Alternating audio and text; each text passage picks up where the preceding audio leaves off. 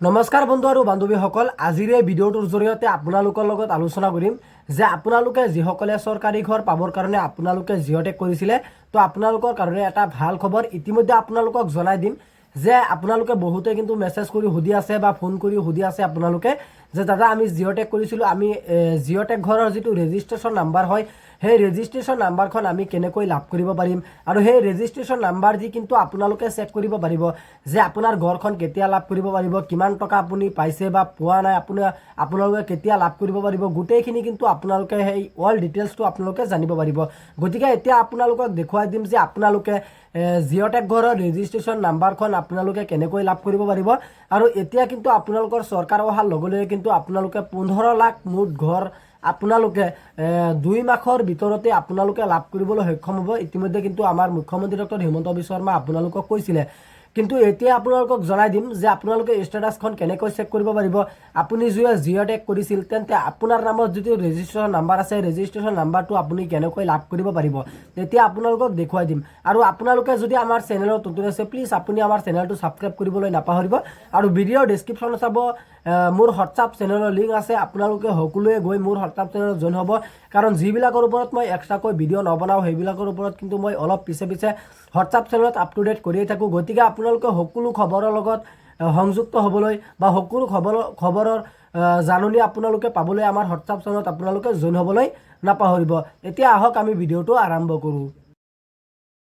এতিয়া আপোনালোকক প্ৰথমতে জনাই দিম যে আপোনালোকে যদি জিঅ'টেক কৰিছিলে তেন্তে আপোনাৰ নামত কোনটো ৰেজিষ্ট্ৰেশ্যন নাম্বাৰ আছে বা আপোনাৰ নামত ৰেজিষ্ট্ৰেশ্যন নাম্বাৰ যিটো আছে সেই ৰেজিষ্ট্ৰেশ্যন নাম্বাৰটো আপুনি কেনেকৈ কালেক্ট কৰিব পাৰিব। এতিয়া ৰেজিষ্ট্ৰেশ্যন নাম্বাৰ আপোনাৰ নামত আছে নে নাই আপুনি কেনেকৈ চেক কৰিব পাৰিব, সেইটো চেক কৰাৰ কাৰণে কিন্তু আপোনালোকৰ ক্ৰম ব্ৰাউজাৰটো অ'পেন কৰিব লাগিব। যেতিয়া নেকি আপোনালোকে ক্ৰম ব্ৰাউজাৰটো অ'পেন কৰিব তাৰ পাছতেই কিন্তু আপোনালোকৰ মানে যিটো হেৰি আছে, মই ডাটাটো অন কৰা নাই, মই ডাটাটো অন কৰি লৈছোঁ। আপোনালোকে ক্ৰম ব্ৰাউজাৰটো অ'পেন কৰাৰ লগে লগে কিন্তু আপোনালোকৰ চাৰ্ভাৰত আপোনালোকে সাৰ্চ কৰিব লাগিব এনৰেগা বুলি। যেতিয়া নেকি আপোনালোকে এনৰেগা বুলি সাৰ্চ কৰিব, অৰ্থাৎ মানে যেটো আপোনালোকৰ জব কাৰ্ডৰ যেটো অফিচিয়েল ৱেবসাইট হয়, আপোনালোকৰ প্ৰথমতে জব কাৰ্ডৰ অফিচিয়েল ৱেবসাইটত আপোনালোকে যাব লাগিব। যেনেকৈ মই এনৰেগাটো সাৰ্চ কৰিলোঁ, এনৰেগাটো যেতিয়া মই সাৰ্চ কৰিম তাৰ পাছতে কিন্তু ৱেবসাইটটো অলপ লোডিং হ'ব। এনৰেগাৰ যেটো অফিচিয়েল ৱেবসাইট আছে সেই অফিচিয়েল ৱেবসাইটলৈ কিন্তু আপোনালোকক লৈ যাব। এতিয়া আমি কি কাম কৰিম যে প্ৰথমতে আমি এনৰেগা ৱেবসাইটত যাম। এনৰেগা ৱেবসাইটত কিন্তু আপোনালোকৰ যেটো নেম আছে, আপোনালোকৰ যেটো নেম আছে নেম এনৰেগাৰ মানে অৰ্থাৎ আপোনালোকৰ যেটো জব কাৰ্ড আছে জব কাৰ্ডৰ অফিচিয়েল ৱেবসাইট আছে, আপোনালোকে তাতে গৈ কিন্তু আপোনালোকৰ প্ৰথমতে আপোনালোকৰ জব কাৰ্ডৰ নম্বৰখন উলিয়াব লাগিব। আৰু জব কাৰ্ডৰ নম্বৰখন আপোনালোকে উলিয়াৰ পিছতহে আপোনাৰ জব কাৰ্ডৰ নম্বৰৰ চিধা অৰ্থাৎ জব কাৰ্ডৰ যেটো ডিটেইলছ আছে ডিটেইলছত গ'লে কিন্তু আপোনালোকে গম পাব যে আপোনাৰ নামত জিঅ'টেক হৈছে নে নাই, আপুনি ঘৰৰ কাৰণে এপ্লাই কৰিছে নে নাই, আপোনালোকে গোটেইখিনি কিন্তু আপোনালোকৰ তথ্যটো এটা ভিডিঅ'তে পাই যাব। গতিকে আপোনালোকে ভিডিঅ'টো সম্পূৰ্ণ প্ৰথমৰ পৰা শেষলৈ চাব। এতিয়া কিন্তু মোৰ ৱেবসাইটটো অলপ লোডিং হৈ গৈছে। যদি আপোনালোকে এই ৱেবসাইটত আহিব নোৱাৰে তেনেকুৱা ক্ষেত্ৰত কিন্তু আপোনালোকে মোৰ হোৱাটছআপ চেনেলত কিন্তু এই ৱেবসাইটখন আপোনালোকে কিন্তু এভেইলেবল পাই যাব। মোৰ হোৱাটছআপ চেনেলত আপোনালোকে সকলোৱে জইন হ'ব। তো প্ৰথমতে আপোনালোকৰ সন্মুখত চাব এনেকুৱাকৈ নাৰ্ভিছটো অ'পেন হ'ব। আপোনালোকে তলফালে স্ক্ৰল ডাউন কৰিব। যেতিয়া নেকি আপোনালোকে তলফালে স্ক্ৰল ডাউন কৰিব তাৰ পিছতে কিন্তু আপোনালোকৰ ইয়াত লিখা আছে, প্ৰথমতে আপোনালোকৰ R3 org বুলি লিখা আছে, আপোনালোকে ইয়াত আহিব। ইয়াত অহাৰ পিছত আপোনালোকে ইয়াত চাব যে ইয়াৰ 3 নম্বৰত আপোনালোকে লিখা আছে consolidated reports of payment to worker, তাৰপিছত work wise consolidated report of payment to worker, photo details, maintenance of ৰোডেন্স টি পেলটিএম, আপোনালোকে গোটেইখিনি কিন্তু আপোনালোকে ইয়াত পাই যাব। তো আমি 4 নম্বৰত প্ৰথমে ক্লিক কৰিম। যেতিয়া নেকি আপোনালোকে 4 নম্বৰত ক্লিক কৰিব তাৰ পাছতে কিন্তু আপোনালোকৰ যেটো ৱেবসাইট আছে ৱেবসাইটখন অলপ লোডিং হ'ব। লোডিং হোৱাৰ পাছতে কিন্তু আপোনালোকৰ মানে যেটো পেজ আছে পেজখন কিন্তু আপোনালোকৰ সন্মুখত খোল খাই যাব। যেতিয়া নেকি আপোনালোকৰ সন্মুখত পেজখন খোল খাই যাব তাৰ পাছতে কিন্তু আপোনালোকৰ মানে যেটো ডিটেইলছ আছে গোটেইখিনি কিন্তু আপোনালোকৰ ডিটেইলছ দিব লাগিব। যেনেকৈ নেকি আপোনালোকৰ মানে যেটো ডিস্ট্ৰিক্ট আছে ডিস্ট্ৰিক্টখন সিলেক্ট কৰিব লাগিব। তাৰ পিছত আপোনালোকৰ মানে যেটো ব্লক আছে ব্লকখন আপোনালোকৰ সিলেক্ট কৰিব লাগিব। আপোনালোকৰ গাঁও পঞ্চায়তখন আপোনালোকৰ সিলেক্ট কৰিব লাগিব। গাঁও পঞ্চায়তখন সিলেক্ট কৰাৰ পাছতে কিন্তু আপোনালোকৰ মানে যেটো নেম আছে নেমখন আপোনালোকৰ বিচাৰিব লাগিব। বিচাৰি পেলাই কিন্তু আপোনালোকৰ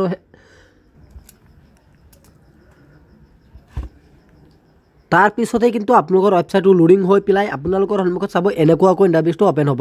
এতিয়া প্ৰথমতে কিন্তু মই ব্লকখিনি সিলেক্ট কৰি লৈছোঁ, তাৰপিছত ডিস্ট্ৰিক্টখিনি সিলেক্ট কৰি লৈছোঁ। সিলেক্ট কৰাৰ পাছতে কিন্তু আপোনালোকে ইয়াত প্ৰথমতে চাব পাৰিব আসামটো সিলেক্ট কৰি লৈছোঁ, এইটো বেলেগৰ কাৰণে মই চেক কৰি আছোঁ, নিজৰ নহয়। তাৰপিছত ডিস্ট্ৰিক্টখন সিলেক্ট কৰিছোঁ, তাৰপিছত আপুনি ব্লকখন সিলেক্ট কৰিছোঁ। ব্লকখন সিলেক্ট কৰাৰ পাছত আমি পঞ্চায়তখন সিলেক্ট কৰিছোঁ। সিলেক্ট কৰাৰ পাছতে কিন্তু আপোনালোকৰ গোটেইখিনি নামখন আপোনালোকে কিন্তু ইয়াত পাই যাব। এতিয়া মই ধৰি লৈছোঁ যিকোনো এখন নামৰ ওপৰত মই টাচ কৰিম আৰু সেই মানুহজনে কিন্তু হেৰি কৰি কৰিছে নাই আপোনালোকে এইটো চেক কৰিব পাৰিব। এতিয়া প্ৰথমতে মই এখন নাম মানে আপোনালোকক দেখুৱাবৰ কাৰণে বা আপোনালোকক হেৰি কৰিবৰ কাৰণে মই এখন নাম প্ৰথমতে আমি চিলেক্ট কৰিম।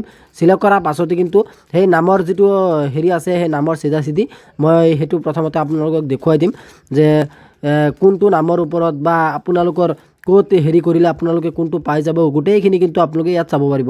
ইয়াত প্ৰথমতে চাব, ইয়াত লিখা আছে অকন্তিয়া ডেকা, তাৰপিছত ৰুবুল চাউ ডেকা বুলি লিখা আছে। আমি ইয়াত ক্লিক কৰিম, এইখিনি জেগাত আমি ক্লিক কৰিম। আপোনালোকে চাগে নিশ্চয় গমে পাইছে যে ক'ত ক্লিক কৰিছোঁ। তাৰপিছত ইয়াত যেতিয়া মই ক্লিক কৰিম তাৰপিছতে কিন্তু আপোনালোকৰ ৱেবছাইটটো লোডিং হ'ব। লোডিং হোৱাৰ পাছতে কিন্তু আপোনালোকৰ যিটো ডিটেইলছ আছে সেই গোটেইখিনি কিন্তু আপোনালোকৰ ডিটেইলছটো ওলাই পৰিব। আপোনালোকে ইয়াতে চেক কৰিব পাৰিব যে আপোনাৰ ঘৰৰ যিটো ৰেজিষ্ট্ৰেশ্যন নাম্বাৰ আছে ৰেজিষ্ট্ৰেশ্যন নাম্বাৰ এইটোৱে হয়, বা আপোনালোকৰ এনৰেগাৰ যিটো অৰ্থাৎ জব কাৰ্ডৰ যিটো নাম্বাৰ আছে জব কাৰ্ডৰ নাম্বাৰটো হয়। আপোনালোকৰ গোটেইখিনি কিন্তু এটা এই ডিটেইলছটো কিন্তু আপোনালোকে ইয়াতে এই ৱেবছাইটতে আপোনালোকে পাই যাব। আপোনালোকে যেতিয়াই নেকি বা আপোনালোকে ৱেবছাইটত আপোনালোকে ক্লিক নকৰিলেও কিন্তু হ'ব। আপোনালোকে ইয়াত চাব পাৰিব যে ইয়াতে কিন্তু আপোনালোকৰ ডাইৰেক্টলি কিন্তু স্পষ্টকৈ দেখা গৈ আছে যে আপোনাৰ মানে যিটো এনৰেগাৰ যিটো আপোনালোকৰ যিটো নাম্বাৰ আছে অৰ্থাৎ জব কাৰ্ডৰ যিটো নম্বৰ আছে জব কাৰ্ডৰ নম্বৰৰ লগতে কিন্তু আপোনালোকৰ সেই নম্বৰটো যোগ কৰি দিয়া হৈ আছে। মই এতিয়া আপোনালোকক দেখুৱাই লৈছোঁ প্ৰথমতে। তো প্ৰথমতে আপোনালোকে ইয়াত চাব যে চিধা আপোনালোকৰ মানে যেনেকুৱা এইটো থাকিব। মই আপোনালোকক দেখুৱাই দিছোঁ যে এইটো হৰজত আলী বুলি আপোনালোকক দেখুৱাইছে। মই প্ৰথমতে আপোনালোকক দেখুৱাই লৈছোঁ হৰজত আলী। ইয়াত প্ৰথমতে আপোনালোকৰ মানে যিটো নম্বৰ আছে এইটো হৈছে আপোনালোকৰ জব কাৰ্ডৰ নম্বৰ, আৰু তলত চাব আপোনালোক construction of PMAYG house for individual PMAYG registration নাম্বাৰটো আপোনালোকৰ তলফালে ইয়াত চাব ৰেজিষ্ট্ৰেশ্যন নাম্বাৰটো আপোনালোকৰ দিয়া হৈছে। মই ৰঙা আখৰে হেৰি আপোনালোকক কৰি দিছোঁ, এইটো হয় ৰেজিষ্ট্ৰেশ্যন নাম্বাৰ। আপোনালোকে ইয়াত চাব যে AS 13636937 এইটো হৈছে আপোনালোকৰ জিঅ'টেক ঘৰৰ ৰেজিষ্ট্ৰেশ্যন নাম্বাৰ। যদি ইয়াত আপোনালোকৰ নামখন আপুনি পাই যায় তেনেকুৱা ক্ষেত্ৰত কিন্তু আপোনালোকে জিঅ'টেক ঘৰ পাবলৈ আপোনালোকে সক্ষম হ'ব। গতিকে আজি যিমানখিনি আছিলে আপোনালোকক দিবলগীয়া ইনফৰমেশ্যন আশা কৰিছোঁ ভিডিঅ'টো চাই ভাল পালে। যদি ভিডিঅ'টো চাই ভাল পালে তেন্তে ভিডিঅ'টোত এটা লাইক কৰি দিব, আৰু আপুনি যদি আমাৰ চেনেলত নতুন আছে প্লিজ আপুনি আমাৰ চেনেলটো ছাবস্ক্ৰাইব কৰিবলৈ নাপাহৰিব। ধন্যবাদ থাকিল সকলোলৈ। জয় আই অসম।